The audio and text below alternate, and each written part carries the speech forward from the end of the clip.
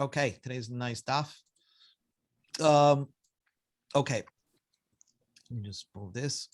We are beginning over here. We were in the middle of the sugya over here, but I'm just gonna start from Umi Dachinale right over here. In other words, the Gemara, the Mishnah said that there are 48.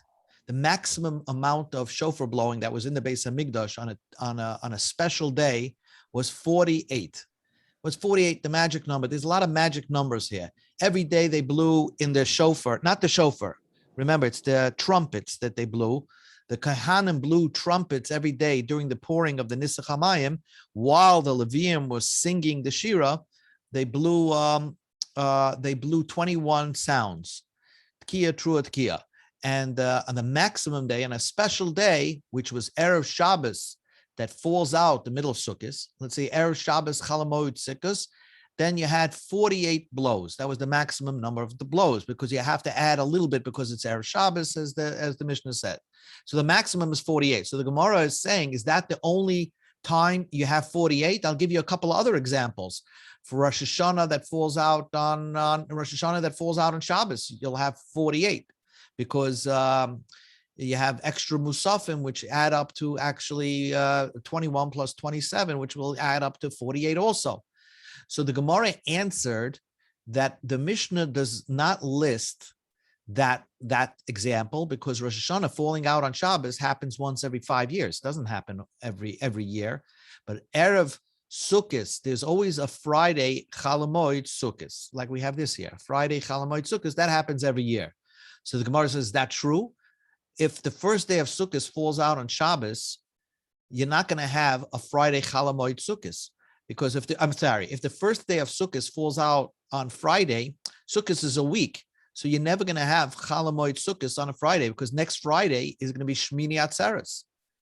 So that's also not a good example, and that is the Mishnah's example, Erev Shabbos of Sukkot. So the Gemara answered what? The Gemara answered a very interesting teretz. The Gemara said that in the time of the Beis Hamikdash, in the time when Bezdin was in control of the calendar, they always made sure that the first day of Sukkot never falls out on a Friday, because if it did, then Yom Kippur would be on a Sunday. Yom Kippur is 5 days before, right? And then you'll have a Shabbos and a Yom Kippur, one after another, and we never want that to happen, because let's say if somebody dies on a Friday, right, and it's Shabbos, you're going to have to push the body burying it for 2 days till Monday morning, because if Yom Kippur came out after Shabbos, and they had no way to refrigerate that. So when Bezdin was in control of the calendar, they never made it that Sukkot, that Yom Kippur falls out on a Sunday. They either made El bigger. And getting back to that, so therefore, there's always going to be a Friday of Chalamoid Sukkot, because the first day of Sukkot will never come out on a Friday. So now this is where we're up to, and we're just going to finish this point, which we didn't get a chance to do though yesterday. So the Gemara says, Umi Dachinale, do we ever push off, if we see, if the Bezdin sees that Yom Kippur is falling out on Sunday, do you push it off? Do you always push it off? What's nan? We learned in the Mishnah, Chelvei Shabbos, Karevim B'Yom Kippurim. The Mishnah says that fats of the afternoon tamid on Shabbos, they didn't want to put it on the Mizbeach. If they didn't put it on the Mizbeach on Shabbos afternoon, after Mincha, on Motzei Shabbos, even if it's Yom Kippur, they would burn the fats of the carbon of Shabbos on Yom Kippur. So clearly from this Mishnah, you have examples. The Mishnah talks about examples of Yom Kippur following Shabbos. The Omer Rab Zeir says, Kevina Bei Rav, Bebavel Have Amrei. When I was in the yeshiva of Rav in Bavel, Rav had a school in Bavel. He also had one in Israel, but he had a school in Bavel. They used to say, Hodetanyo, that there's a brisa that says Yom Kippurim Shcholias Er Shabbos. If Yom Kippur falls out on Friday, Lo Hayu Toikim. They didn't blow extra tekiyas to tell the people to stop working, because if Yom Kippur is on Friday, they already stopped working on Thursday. So Uvamatzu Shabbos, here's another example. Lo Hayu Mavdilim. When Yom Kippur falls out on Sunday, so they didn't make in the Shemon Esrei of Matzah Shabbos leading into Yom Kippur, they didn't say Hamavdu ben Kodesh L'chol. And divrei hakolhi, that is everybody would agree to that statement. Kisalikas lahasam, when I went to Eretz Yisrael, Ashken, Rabbi Yehuda ben Bereder, Rabbi Shimon Pazid, Yasser v'Kama, Rabbi Kivi. He said that only Rabbi Kiva would agree with this opinion, nobody else would. But that's a side point. The point is that you see a brisa and a Mishnah discussing the possibility of Yom Kippur falling right on a Sunday. And you just told me that it can never fall out on a Sunday. We never want that to happen. So the Gemara answers, Loi Kasha, that's not difficult. That yes, Rabbanan hold, there's opinion of Rabbanan that hold that Yom Kippur can never fall out on a Sunday. That is the opinion of Rabbanan, that the Bezdin play around with the calendar when they feel like it. But Acherim, there's like a Shitas Rameir who says that it's always going to be the same. In other words, there's no reason, if Bezdin will never play around with the calendar unnecessary. The Tanya we learned in a brisa, Acherim say, it's another name for Rab Meir, Ein bein atzeres latzeres, from Shavuos to Shavuos, from 1 year Shavuos to a next year Shavuos. Let's say Shavuos came out on a Sunday. Next year, it's going to be 4 days later, it'll come out on a Thursday. The same thing, because Ve'ein bein Rosh Hashanah, if Rosh Hashanah comes out on a Sunday, the next year it will come out also on a Thursday.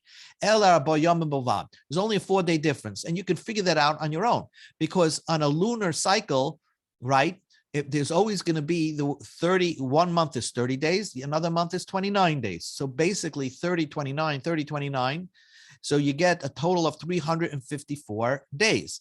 350 is already 50 weeks. And there's a remainder of 4 days. So between 1 year and the next, there's always going to be a 4-day difference. So if Rosh Hashanah or Shavuos came out on a Sunday, count 4 days, and next year it's going to come out on a Thursday.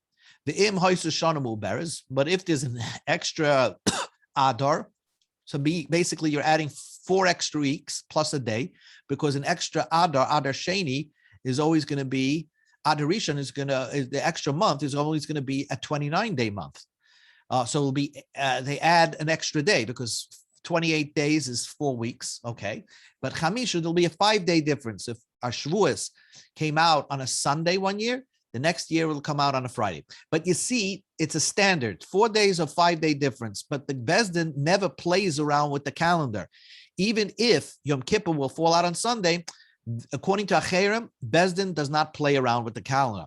But according to Rabbanan, if Bezdin will see that Yom Kippur will fall out on Sunday, and there are Eidim saying, hey, the new moon, we saw the new moon, Bezdin will tell them, keep your mouth shut. We're not accepting your Eidos. We want to make Elul a 30-day month, so that Yom Kippur does not fall out on a Sunday, because of the problems we mentioned, that they did not want Yom Kippur to fall out on a Sunday. So that ends that sugya, and let's leave that sugya. So this Mesiveh, let's go back to what we said yesterday. From this point over here, there's an opinion of Rab Acha on the previous page, okay? Ki also Rab Acha said, let's say you have Shabbos and Rosh Chodesh. Now, if you go to shul, you say 2 yoms that day. You say Hayom Yom Shabbos Chodesh in shul, and you also say Barchi Nafshi for Rosh Chodesh.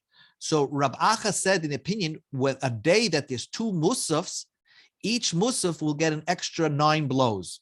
So on a Shabbos, on a typical Shabbos, you had an extra 9 blows for the musaf of Shabbos. But now that it's Rosh Chodesh, they would add another 9 blows for the musaf of Rosh Chodesh. It makes perfect sense. And he had psukim to back up his opinion.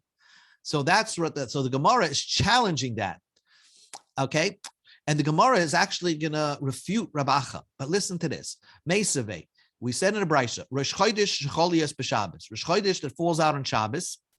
They only said, the brisa seems to say, Shir Shel Rosh Chodesh doiche Shir Shel Shabbos. The shir, the song of Rosh Chodesh, pushes away the shir of Shabbos. In other words, they only said, the song that you sing on Rosh Chodesh. Probably they said Barchi Nafshi. They did not say Mizmor Shir Yom HaShabbos. So we see, if that's the case, they probably only blew 9 tekiyas and did not blow 18, because they didn't even say the shir of Shabbos. If what Rav Acha is saying is true, that they blow for each musaf, Lema the Shabbos, let them say the Shir of Shabbos. Lema the Rosh Chodesh, and let them say the Shir of Rosh Chodesh. Amar Rav Safra answered, "My doicha." What does it mean? They push it off. Doicha lekadem. It means they push it off to sing the Shir of Rosh Chodesh prior to the song of Shabbos. In other words, they sang both shiras during the Rosh Chodesh that fell out on Shabbos, but Rosh Chodesh comes first. And then they sang the Shir of Shabbos. So the Gemara says, why should that be so?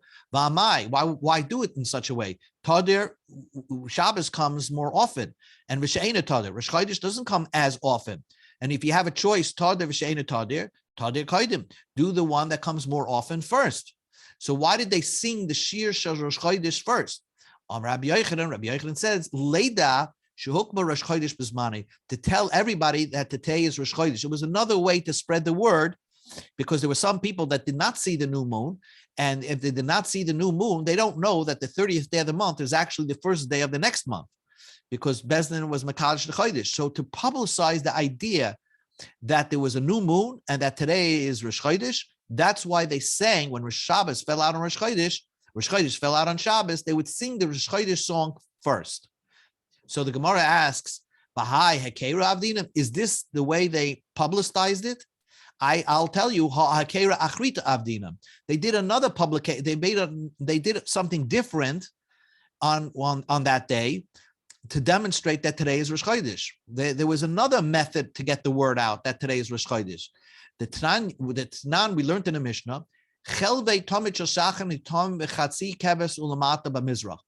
Remember that when they slaughtered, we learned this in Yuma, when they slaughtered the animal of the Tamid, they had two parts to it. One group of people brought the parts of the animal to the ramp of the Mizbeach, right here. You see over here in the picture, you can't read, there's a ramp. They put the kevis stuff right over here on the right side of the ramp. And then another kohen who won the lottery had the luck to take all that parts of the animal and throw it into the fire, which was on top of the Mizbeach. So the Tamid stuff was on the right side of the Mizbeach. Let's see the inside. Okay. On the bottom half of the ramp, Bamizrach on the east side, which is the right side. Mishal Musafin, let's say you had a Musaf of Shabbos, right? Or Musafin, let's say a Shabbos Musaf, they put it on the left side. Bishal Rosh Chodesh, but if it was Rosh Chodesh, in other words, they put it on the top of the ramp, closer, halfway, 2/3 as you go up the ramp. This is the location where they put Rosh Chodesh. Rosh Chodesh was different. If you came on a Shabbos, on a Shabbos of Rosh Chodesh, you saw the Tamid stuff over here, the Shabbos over on the other side, maybe, but you would see the Rosh Chodesh more closer to the top. So that was a way to tell everybody, hey, today is Rosh Chodesh. And we go to now Nun Hey Amar Aleph. Well, Amar Rabbi Yochanan explained why did they put the Rosh Chodesh limb parts of the animal on the ramp towards the top later to let everybody know Shukba Rosh Chodesh B'zmanai. So to tell everybody that Rosh Chodesh was today is Rosh Chodesh, that everybody should know that today is Rosh Chodesh. I guess there were people that showed up in the Beis Hamikdash just to view the goings, the happenings, what were going on in the Beis Hamikdash. So that was one way to get the word out when people see where they put the Musvei Rosh Chodesh in relation to the ramp. So the Gemara's question ends over here. The Gemara's question is, why did they have to do one heker, one publication, to publicize today's Rosh Chodesh by reading the Shir of Rosh Chodesh first? They had other ways to get the word out by demonstrating where they're putting the limbs of the animal on the ramp of the Mizbeach. So the Gemara answers, Trei Hakera Avdinam. We made two ways to get the word out, two recognizable things that they did to get the word out. The Chazi Hai, Chazi, whoever see one will see that one. Chazi Bahai, Chazi, whoever see that other one would see that one. It was hard to get everybody to see both of them. So therefore they made two Hakerim, two special things that they did on Rosh Chodesh just to get the word out that today is Rosh Chodesh. Mesave. I guess I always say if my kid we lived in the time of the Beis Hamikdash, we'd have so many kids there today with drones, with their little drones taking pictures above head as the Kohen Gadol was doing all this. Not a bad idea. Yeah. So I imagine my kid would be, if you couldn't get into this is where they had the Simcha Space of She'eva, and it was probably crowded. Well, the woman. it would be simulcast by video. Right. But again, big screens, Exactly. Anyway, so Mesave. Now let's go back to the question against Rabbi Acha. Again, Rabbi Acha said that they blew twice. If Rosh Chodesh fell out on Shabbos, right? So you blew 9 tekiyas, 9 sounds for the Musaf of Shabbos, and you would blow 9 additional sounds for the Musaf of Rosh Chodesh. But the Mesave, there's a bomb question, a total refutation. The Tana Rava Bar Shmuel, Yochel Kashem Shetoikin al Shabbos b'fnei atzmai v'Rosh Chodesh b'fnei atzmai Kach Yehu Toikin al Kol Musaf u'Musaf Talmud Loim of Rosh Chodesh. This brisa says clearly that on a Shabbos, if it was just Shabbos, you would blow 9 tekiyas. If it was just Rosh Chodesh, you would blow 9 tekiyas. But when they came together at the same time, would you blow 18? No, you blow once, because the pasuk says of Rosh Chodesh. So clearly, this brisa says instead of blowing 18 when you have 2 musafs, you blow 9. To Yufta de Rabbi Acha, this is a refutation against Rabbi Acha. To Yufta, this is a refutation. Now, I'm trying to say that we'll always remain with this refutation against Rabbi Acha, but I find that let's say when Rosh Chodesh falls out on Shabbos, we do say Barchi Nafshi and Mizmar Shir Yom Shabbos, but nevertheless, when there's like a Chag, let's say on Sukkot time and Shabbos or whatever, we don't say 2 shears, like one for the day and one for the yontiv. We just say 1 yom for both of them. Anyway, my Talmud, how do you see from this pasuk that you only blow once? Amar Abaya, Amakra of Roshei Chachechem. Every Rosh Chodesh is the same. Hukshu Kol Chadash and Kulam Zelazeh. Every Rosh Chodesh is the same. Just like when Rosh Chodesh falls in the weekday, you blow 9 tekiyas. So also when it falls out on Shabbos, you would also only blow 9 sounds, not 18. Ravashi says the way you learn it from the pasuk is Ksiv Chachechem. It says Roshei Chachechem. Roshei is plural. Chachechem is singular. Uksiv uvrashe. It says Roshei is plural. So Roshei Chachechem, you see the Chachechem is without a yud, so it's singular. And Roshei is plural, 2 heads. Ve'ezeh chodesh yesh bo shnei roshim.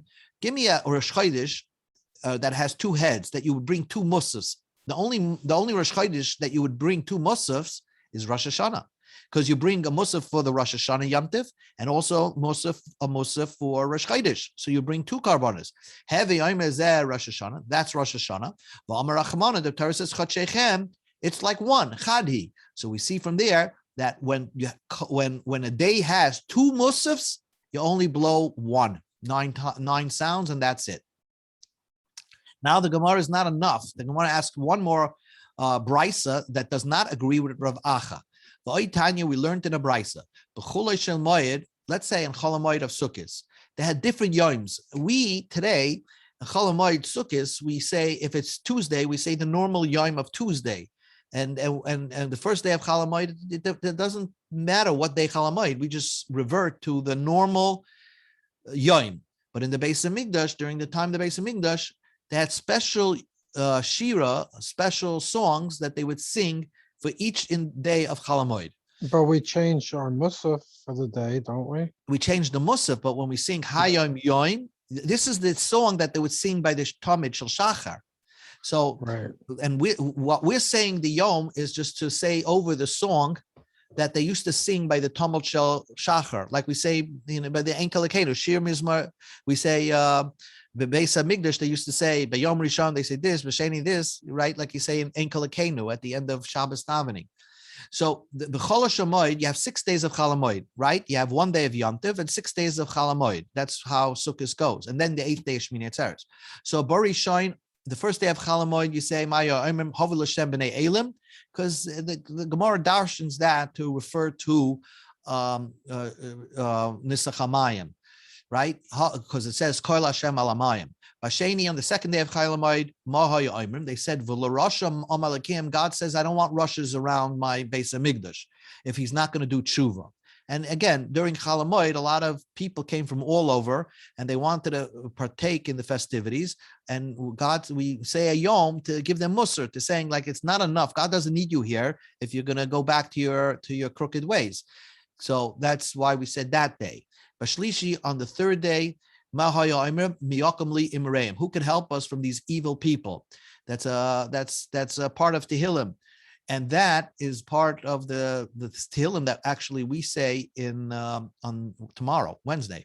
But what that Tehillim was, because during the Second Temple, there was cruel, we were ruled by cruel governments, by the Persians, by the Greeks, by the Romans. So we say, they would say this, please help us from these evil people.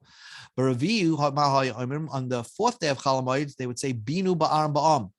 Right? They would say, God, they would warn the people, you're going home. Yom Tov is almost over. This is the fourth day Chol Hamoed. You're going to come home and you're going to try to cheat out from the maasros. I guess that the way it is that if you spend so much money on Yom Tov, so let's say when you go home and then somebody, a shnara, knocks on your door and says, I'm collecting for a yeshiva. You don't want to hear that because you just spent all this money on Yom Tov. Well, the same thing happened when the people went home after Yom Tov. Now they had to deal with giving off maasros. They were going to cheat out the maasros. So we warned them that God who has eyes, God has ears, God sees what you're doing. So be careful. On the fifth day, they used to say, I can remove the burdens on your shoulder. This is a reference to also the burdens that people went back to the Golus again, so that if we would correct our ways in 1 second, it could all this hardship can end.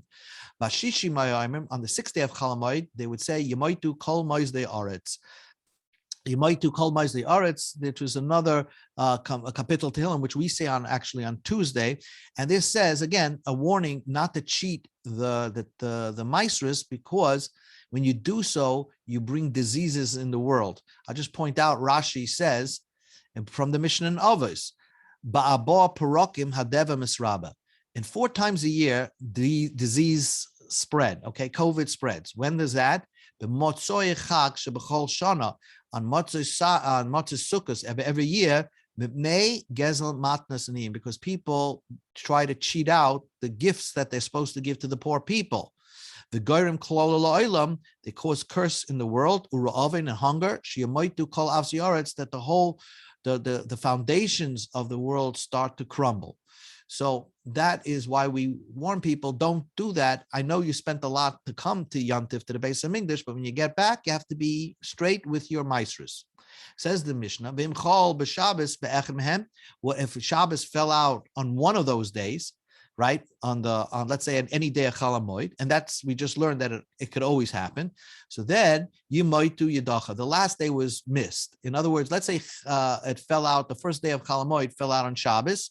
So then they would say the shir of Shabbos, the normal shir of Shabbos that day, and then the following day they would say what they missed from the previous day. They would go back and say Hovul Hashem b'nei Elim, okay, and then go straight. And of course, since Shabbos took 1 day, they're just going to knock off and not say Yemoistu Kol Moisdei Aretz. The last day always gets knocked off.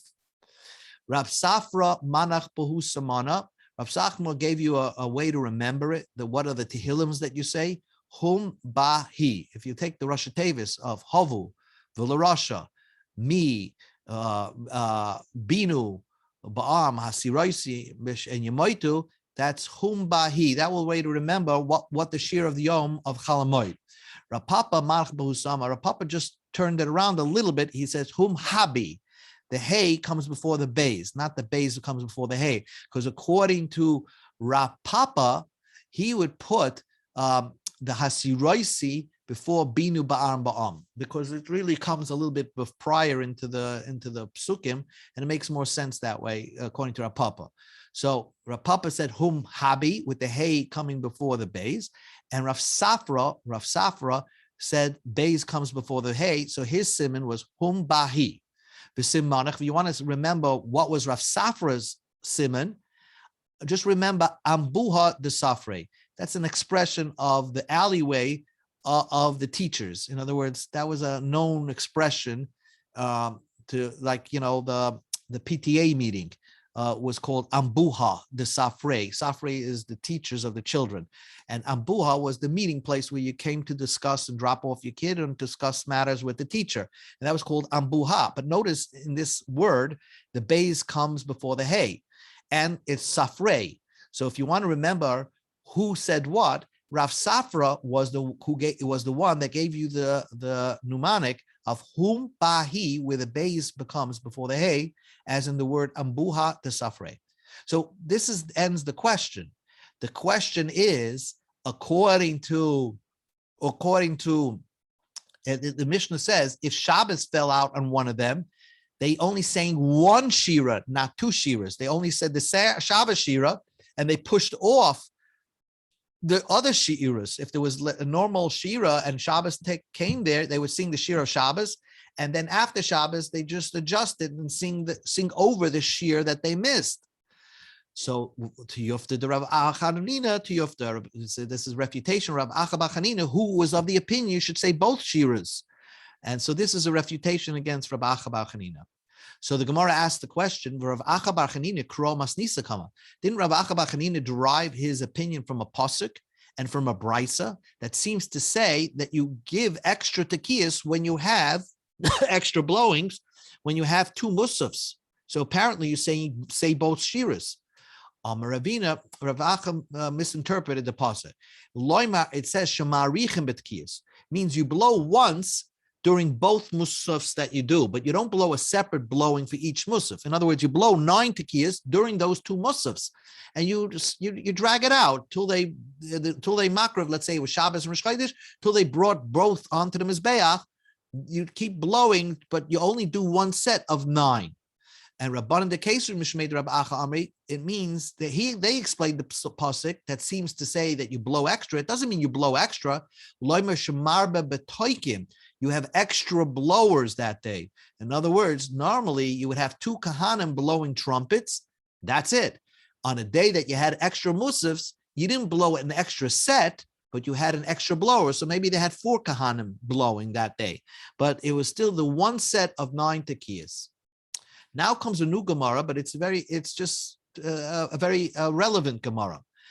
We live in Chutz La'aretz. So how many days of Sukkot do we have of Yom Tiv? 2, right? So basically, during our Shemoneh Esrei of the first day of Yom Tiv and the second day of Yom Tiv, it's the same day. We say the same Musaf Shemoneh Esrei as if it's the first day of Yom Tiv, even on the second day. Comes along our first day Chol Hamoed, we have a problem, because it's not really the second day of the holiday. And the second day, it's actually the third day of the holiday. Now, what's the difference? Because each day of the holiday had a different set of cows that you brought. So the on the first day of, let's say, of Sukkot, the Chumash says you have 13 cows. The second day you had 12 cows. On the third day of Sukkot you had 11 cows. So each day you had a different amount. So comes our day. Let's say you're in shul, you're davening Musaf first day Chol Hamoed. What should you put in Shemoneh Esrei? It's really the third day of It's the third day of Sukkot. So Abaya says Sheni Yedacha. So you drop B'Yom HaSheni. We don't say Yom HaSheni. We call it. We right away jump into B'Yom HaShlishi. Rava Ama Shvi Yedacha. No, you missed. You never said anything about the second day of Sukkot. So we don't discuss we don't skip it. The third day becomes the second day. The fourth day becomes the third day. When you come to the 7th day of Sukkot, it becomes the 6th day, and we never discuss anything about the 7th day.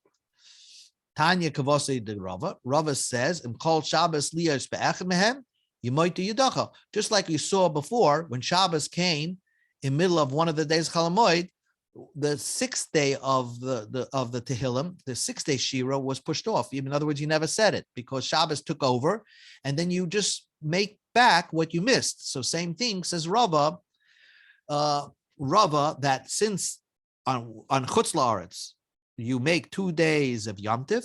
So on the first day of Chol Hamoed, which is the third day of Yom Tiv, you say Bayom Hasheni, and the next day you would say Bayom Hashlishi, even though it's really the fourth day.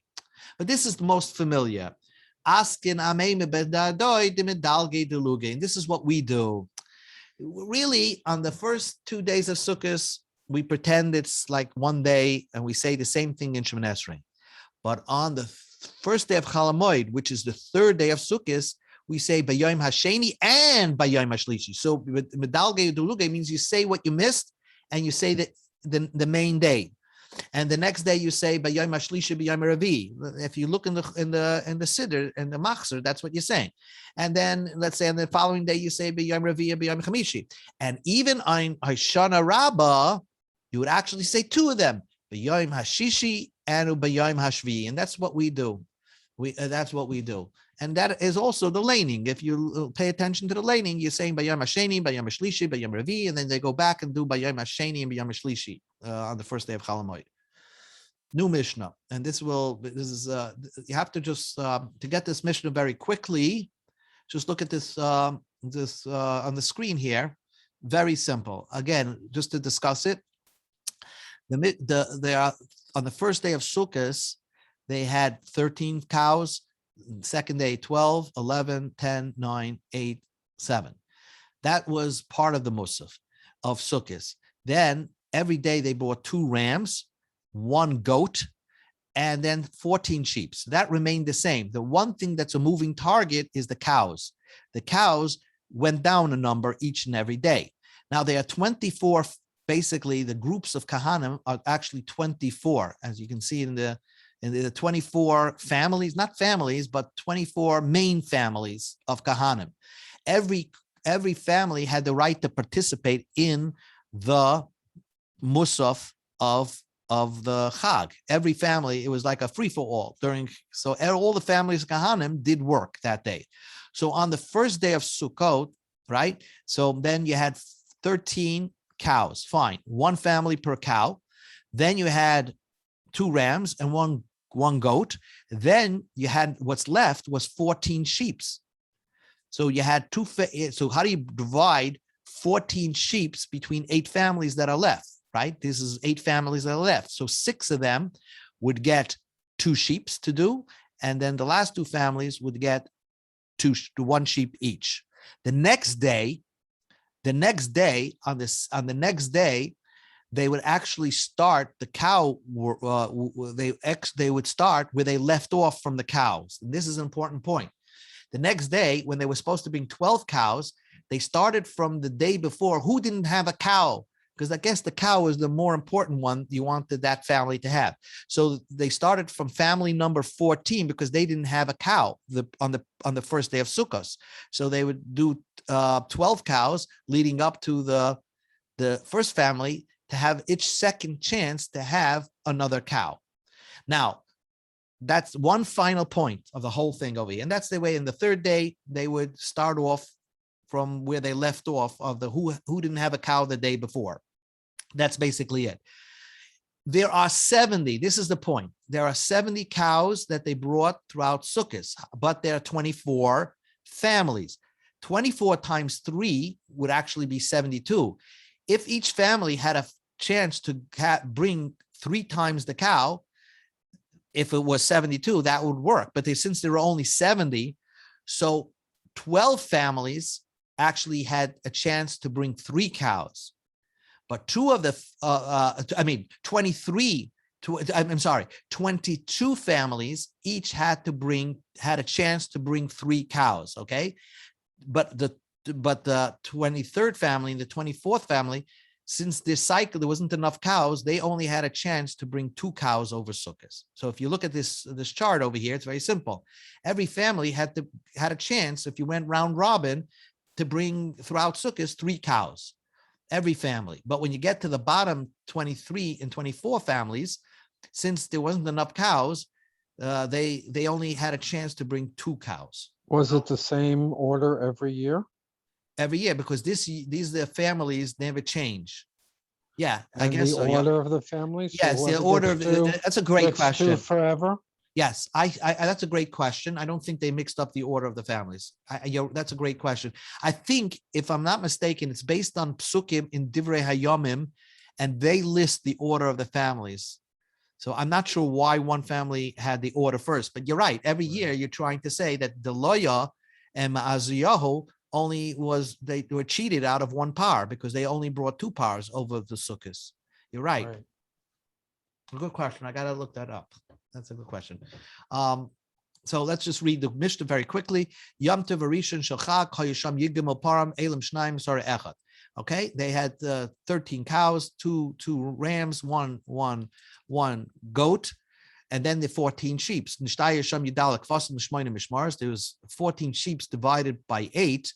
So, but Yom Rishon, so since there's the first day, so since there's 6 left over, since there are 8 left over, Shisha Makrivim Shnaim Shaim, 6 will take 2 sheep, so that's 12. Bashar and the other 2, the remaining 2 from the 8, will take 1 sheep each. Basheni, on the second day, since he had 1 less cow, so what was left over was 9 mishmaros. So how do you divide that? Chamisha makrivim shnayim. 5 would give 2, so then you have 2. So then they will have 10.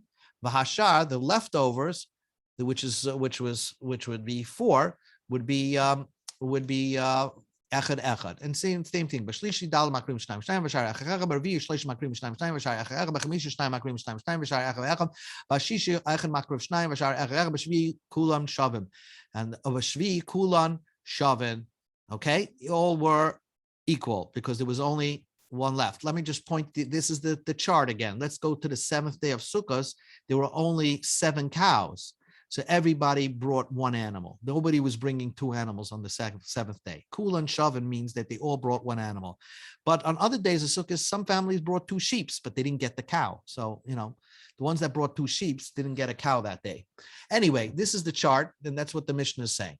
Bashmini Atzeres, Chazru Lefaisu Kabru Golem. On Shmini Atzeres, they made a brand new lottery, like every Yom Tov. In other words, we didn't start a cycle. Amru, this all is based on Misha Hikra Param Hayoim.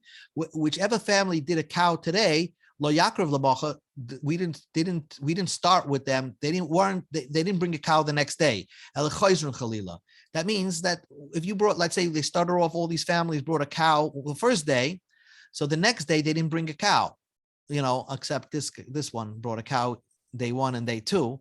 But then the next few days they didn't bring a cow. So it's based as fair as they can make it. That's the point.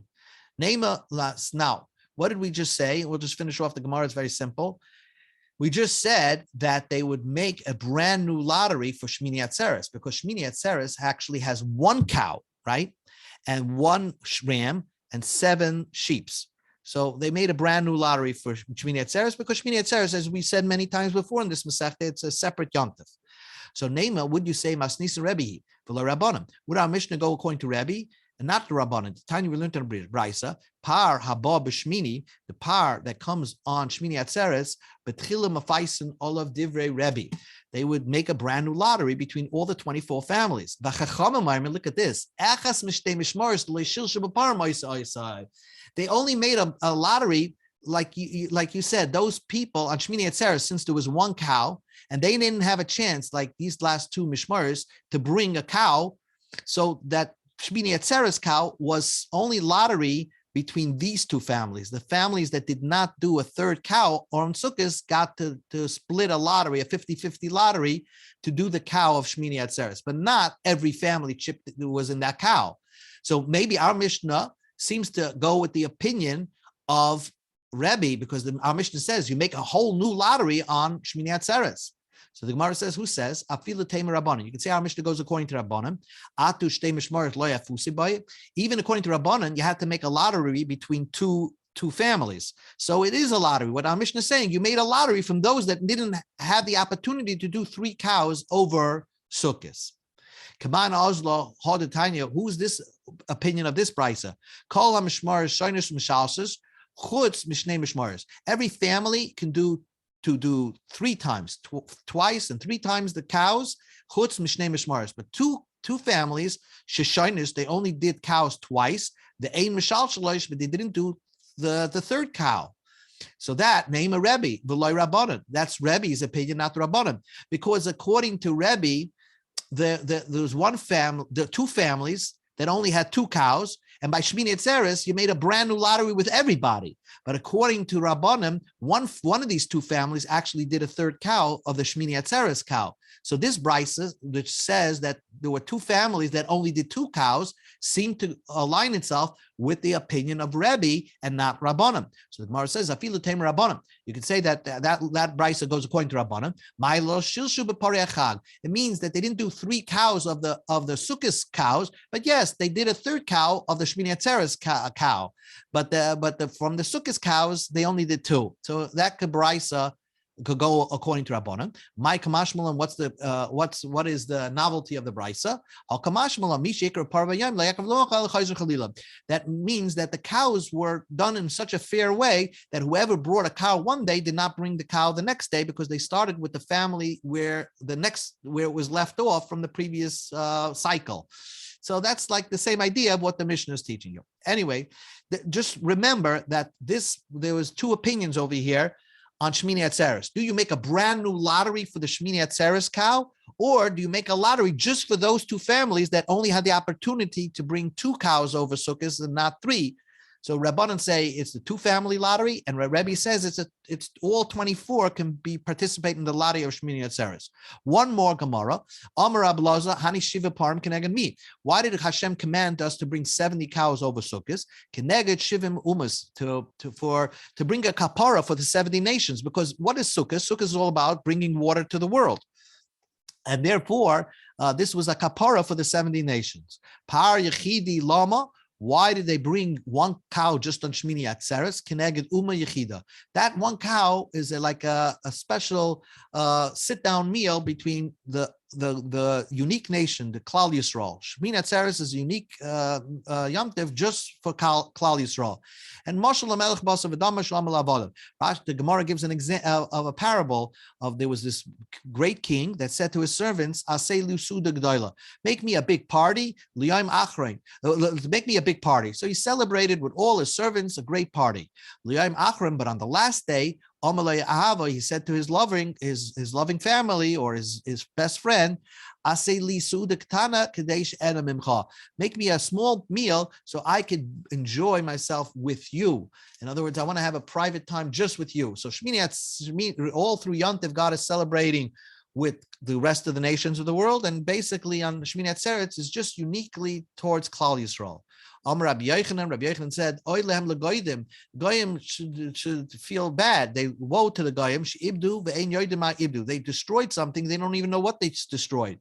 Bizman shebeis hamikdash kayim mizbeach mechaper alehem. When the Beis Hamikdash was around, it brought kapara even to the goyim because they needed a kapara, so God should grant them world. There should not be droughts in the world. There should be no starvation in the world. So when the Beis Hamikdash was around, because the goyim got a kapara for Sukkot, there was no such a thing of a drought somewhere on planet Earth. But now, because we lost the Beis Hamikdash, there are places on planet Earth because God decrees that there's going to be a drought that year and hunger that year in that place, simply because there was no carbon brought to bring a atonement for them. So they were all involved in destruction of Beis Hamikdash, and in the end, they caused their own loss. So that ends the sugya. Shkach. One more day, and Be'ezus Hashem, we'll finish tomorrow.